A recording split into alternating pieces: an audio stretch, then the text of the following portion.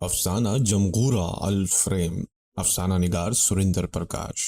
उस लड़की में 3 शख्सियतें गलत मलत हो गई थी। एक मेरी उस रिश्ते की बहन की जो रात गए तक मेरे साथ बैठी शतरंज खेला करती, हत्ता कि उसके सब घर वाले सो जाते और उनके खर्राटों की आवाज से तूलो अर्ज गूंज उठता। तब वो बड़ी खुमार आलूद नजरों से मेरी तरफ देखती और फिर अंगड़ाई तोड़कर अपनी दाईं बाह एक झटके से मेरी तरफ बढ़ाती और अपने हाथ की पहली 2 उंगलियां खोल देती। मैं अपने होक्के की नय उनमें अटका देता। उसके होठों पर बड़ी पुरस्कार प्यासी मुस्कुराहट फैल जाती और वो नय को अपने होठों तक ले जाती, हल्के हल्के 2-3 कश लगाती और फिर नागन की तरह सिसकारियां भरते हुए धुआं छोड़ती हुई कहती, मजा आता है, उफ बड़ा मजा आता है।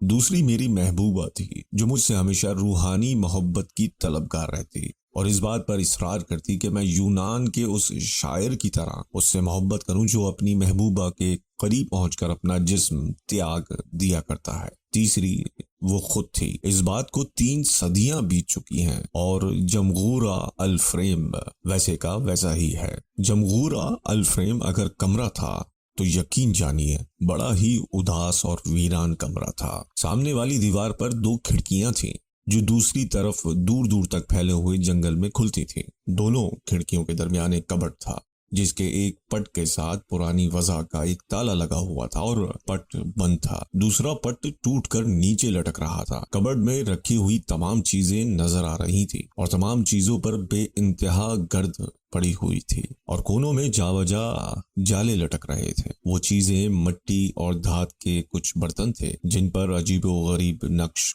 कंधा थे और बिल्कुल दरमियान में बैल का एक कटा हुआ सर रखा था जिसकी खुली हुई आंखें बड़ी हैबतनाक लग रही थी। कबर्ड और खिड़कियों के आगे एक बड़ी सी मसहरी पड़ी थी जिसके बिछोने के कपड़े में लाइंतहा धूल थी और बेशुमार सिलवटें। दाएं दीवार के साथ एक पुराना शिकस्ता मेज पड़ा था जिसके पाए अच्छे खासे सुतूनों जैसे थे जिन पर तरह तरह के नक्श खुदे हुए थे और मर्दों और औरतों की शबीहें बनी हुई थी। मेज के ऊपर मोटी मोटी हाथ से लिखी हुई किताबें बिखरी पड़ी थी। कहते हैं 3 सदी पहले कुछ लोग यहाँ आए थे और वो जमगूरा अल फ्रेम में दाखिल हुए। उन्होंने यहाँ खाना पकाया और मसहरी पर कुछ खेती बाड़ी की। किसी ने उन्हें बाहर जाते नहीं देखा मगर अब वो अंदर भी नहीं है। दलील ये है कि वो अपने जिस्मों से नंगे थे। उनकी चमड़ी सूख कर चटक गई और हड्डियां धूल बनकर उड़ गईं। खिड़कियों के बाहर दूर दूर तक फैले हुए जंगल के किनारे का एक फव्वारा था जो अब बिल्कुल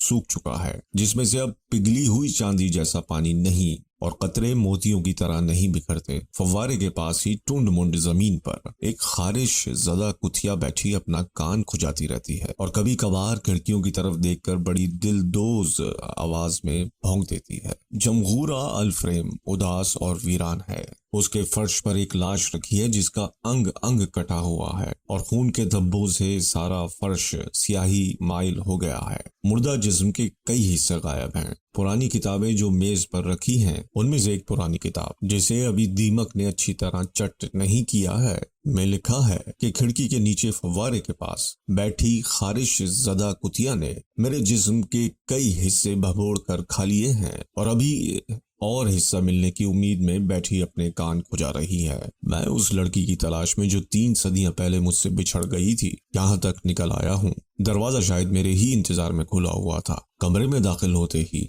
अजब नागवार सी बदबू नथनों में घुसी थी। मैं लपक कर बाहर पलटा। कॉरिडोर में से होकर कहीं और जाना चाहा। काफी मुसाफत तय की। कई गुलाम गर्दिशें, गलियां और गलियारे अबूर किए और बड़ी मुश्किल से किसी कमरे का दरवाजा दिखाई दिया। मैं झट से अंदर घुस गया मगर मेरी हैरानी की इंतहा न रही कि ये वही कमरा था जिसके ताउफ़ुन से घबराकर मैं बाहर भागा था। तेज बदबू ने मेरे दिमाग को अपने पंजों में जकड़ लिया। मैं फिर बाहर को भागा, फिर गलियारों में भटकता रहा, हत्ता कि भाग भाग कर मेरा दम फूल गया। मेरी पिंडलियों की नसें उभर आई और मैं हाँफता हुआ आखिरकार एक कमरे में दाखिल हुआ और ये फिर वही कमरा था। मैंने ये अमल 7 बार दोहराया और 7 बार मैं इस कमरे की कैद से रिहाई पाने में नाकाम रहा। आखिर मुझे मानना पड़ा कि ये वाकई जमगूरा अल फ्रेम है। अब इसके सिवा कोई चारा न था कि मैं खिड़की के पास जाकर खड़ा हो जाऊं।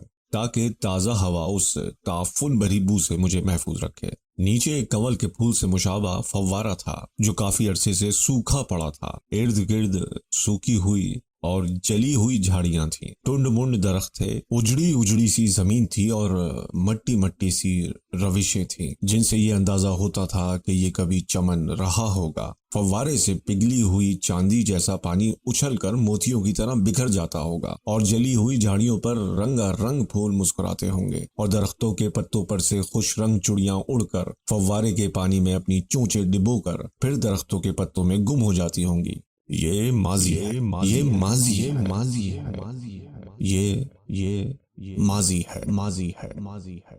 एक तरफ से आवाज आई। मैंने गर्दन बढ़ाकर उस तरफ देखा तो ये पता चला कि ये कोई इंसानी आवाज न थी, बल्कि कोई बेचेहरा आदमी पुरानी खड़खड़ाती साइकिल चलाता हुआ इधर आ रहा था और ये आवाज उस साइकिल के ढीले पहियों और गैर मुतहर्रिक पुर्जों की रगड़ से पैदा हो रही थी। बेचेहरा आदमी जब खिड़की के बिल्कुल नीचे, मेरे बिल्कुल सामने और खारिश ज़दा कुतिया के बिल्कुल करीब आया तो उसके साइकिल की चेन उतर गई। कुतिया ने एक बार गर्दन घुमाकर उसकी तरफ देखा और फिर बेएतनाई से मुंह फेर लिया और अपने अगले दाएं पंजे से कान खुजाना शुरू कर दिया। मुझे वहां खड़े खड़े रात हो गई। सारा जंगल अंधेरे में डूब गया। साइकिल वाला बेचारा आदमी वापस जंगल में घुस गया और उसके साइकिल की खड़खड़ाहट दूर तक सुनाई देती रही। फव्वारे पर एक चील आकर बैठ गई और फिर गर्दन सिकोड़कर ऊँघने लगी। कुतिया ने सर हिलाकर कान फड़फड़ाए और फिर फव्वारे के इर्द गिर्द टहलने लगी। दूर जंगल से अजीब अजीब तरह की आवाजें आने लगी। कभी किसी जानवर के रोने की आवाज, कभी किसी औरत के बैनों की आवाज, कभी किसी बादशाह के लश्कर गुजरने का शोर। मुझे खड़े खड़े ये सब सुनना पड़ा। कमरे में अब मैं अकेला नहीं था। फर्श पर पड़ी हुई टुकड़े टुकड़े लाश उठकर कुर्सी पर बैठ चुकी थी और अपने खोए हुए टुकड़ों वाली जगह को गौर से देख रही थी, या फिर कभी अपने अकलौते हाथ से जख्मों को सहलाने लगती। वो लोग जो कभी इस कमरे में वारिद हुए थे अपना दस्तरखान बिछाकर खाना खाने लगे और मैं अलमारी में रखा हुआ बैल का कटा हुआ सर अपनी लंबी सुर्ख जबान निकालकर होठों पर फिराने लगा। वो सब मेरी मौजूदगी से बेखबर थे और अपने अपने काम में बुरी तरह मुनहमिक थे और मुझे ये सब देखना पड़ा। नीचे खारिश ज़दा कुतिया छलांगे लगा लगा कर भौंकने लगी। वो बार बार खिड़की की तरफ कूदती। कमरे में पुराने जमानों की एक कंदील रोशन हो चुकी थी। उसकी रोशनी में मैंने मेज पर पड़ी एक किताब उठाकर खोली और बुलंद आवाज में पढ़ना शुरू किया। लिखा था, पर्वतों पर ऊंचे देवदार और चीड़ के दरख्त हैं, पिघली हुई बर्फ के झरने हैं, माओं की गोदें हरियाली से भरी हैं, मैदानों में अनगिनत मकान हैं, रेगिस्तान में बिखरे हुए जर्रे सूरज की रोशनी में सितारों की तरह चमकते हैं, सागर उछल उछल कर साहिल पर बिछ जाता है, घूंगे सीपियां और मछलियां एक दूसरे की बाहों में बाहें डालकर नाच करती हैं। कुतिया का भौंकते भौंकते गला बैठ गया था। कुर्सी पर बैठी लाश ने कहा, मेरा एक टुकड़ा कुतिया की तरफ फेंक दो, वो शांत हो जाएगी। डरो नहीं, जो भी यहाँ आया उसने ऐसा ही किया। इसके सिवा कोई चारा नहीं, वरना ये भौंक भौंक कर पूरा जंगल जगा देगी। मैं हैरत से लाश के चेहरे को देखता रहा और कुतिया को भौंकते हुए सुनता रहा। किताब बंद करके मैंने दोबारा मेज पर रख दी और लाश की तरफ नदीदों की तरह देखने लगा। गोश्त का टुकड़ा खाते हुए कुतिया बिल्कुल उसमें खोई हुई थी। इतने में सवेरा हो गया। लाश फर्श पर चित पड़ी थी। उसके जिस्म का जहां से नया टुकड़ा निकाला गया था वो जगह अभी सुर्ख थी। दस्तरखान उठ चुका था और किताबें खामोशी से मेज पर दुबकी पड़ी थी। नीचे फव्वारे पर बैठी चील ने अपना पंख फैलाकर उड़ान ली। कुतिया ताजा हड्डी पर पिली पड़ रही थी। दरवाजा खुला था, इसके बावजूद किसी ने अपनी उंगली से उसे बजाया। मैंने भी साख्तगी से कहा, आ जाओ, और दूसरे ही लम्हे एक छोटा सा बच्चा कमरे में दाखिल हुआ। वो बड़ा अजीब बच्चा था। उम्र होगी यही कोई 3-4 बरस, मगर चेहरे पर अच्छी खासी दाढ़ी थी। चश्मा लगाए हुए था और सर के बाल लंबे और बेतरतीब थे। बदन पर एक मैली कुचैली बड़े बड़े फूलों वाली कपड़े की बुशर्ट थी और नीचे जीन पहने हुए था। उसकी पीठ पर सामान से भरा हुआ थैला था और हाथ में एक बांसुरी थी। ओह, तो तुम यहाँ हो, उसने अंदर आते ही कहा। क्या तुम मेरी तलाश में हो? मैंने सवाल किया। वैसे ही जैसे तुम मेरी माँ की तलाश में हो। मुझे पहचाना? मैं तुम्हारा बेटा हूँ। तुम्हें याद है 3 सदी पहले तुमने मेरी माँ के साथ जिमा किया था और फिर उसे तलाश करने निकल पड़े। मैं तुम्हारी गैर मौजूदगी में पैदा हुआ। मेरी माँ ने कहा, तुम्हारा बाप मुझे तलाश करने निकल गया है, तुम उसे तलाश करके लाओ। रात मैंने देखा नीचे फव्वारे के पास एक कुतिया गोश्त का ताजा टुकड़ा खा रही है। मैंने सोचा तुम जरूर यहाँ होगे, वो बोले जा रहा था और मैं हैरानी से उस नन्हे से बच्चे की बातें सुन रहा था।